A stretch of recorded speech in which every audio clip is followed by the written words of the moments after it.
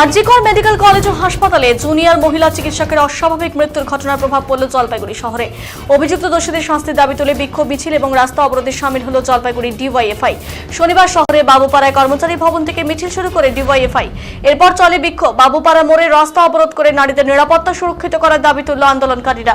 মহিলা চিকিৎসকের মৃত্যুর ঘটনার দিকে দিকে চলছে আন্দোলন। জলপাইগুড়ি সরকারি মেডিকেল কলেজ এবং হাসপাতালে জুনিয়র চিকিৎসকরা বিক্ষোভ দেখায়। এদিন ডিওয়াইএফআই জেলা সম্পাদক প্রদীপ দে বলেন, আরজিকর হাসপাতালে মহিলা চিকিৎসককে ধর্ষণ করে খুন করা হয়েছে। রাজ্যের পাশাপাশি দেশ জুড়ে নারীদের নিরাপত্তা নেই। অভিযুক্তদের গ্রেফতার করার দাবিতে আন্দোলন হলো।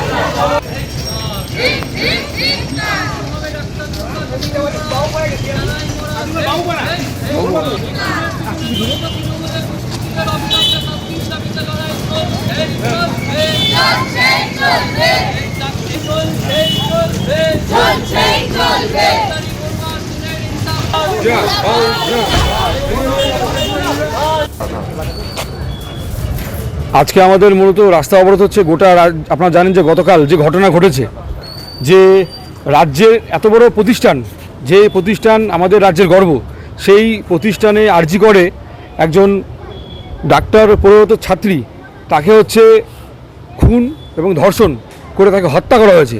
তার বিচার আমরা চাই। কালকে দেখেছেন গোটা রাজ্য জুড়ে আমাদের যারা যুব নেতৃত্ব তারা গিয়েছেন।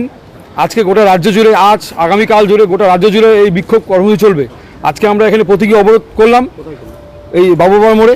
যদি দোষীরা দৃষ্ট শাস্তি না পায়, যদি অ্যারেস্ট না হয়, তাহলে পরে এই আন্দোলন আরও বৃহত্তর হবে।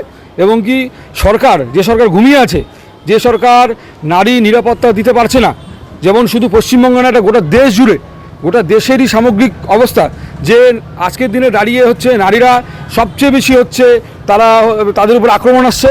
সে শিক্ষা প্রতিষ্ঠান হতে পারে, সে হচ্ছে তার চাকরি জীবনে হতে পারে। তো এই বিষয়ের উপর দাঁড়িয়ে আজকে আমরা বলছি যে আমাদের ইনসাফ চাই, যে যেখান থেকে দাঁড়িয়ে এই ঘটনা ঘটেছে আরজিকরে, তার ইনসাফ আমরা চাই, দোষীদের দৃষ্টান্তমূলক আমরা শাস্তি চাই। তাই প্রতীকী অবরোধ আজকে আমরা করলাম। এখানে মিছিল করে আমরা আজকে অবরোধ করলাম। মিছিল ওই কর্মচারী ভবন থেকে।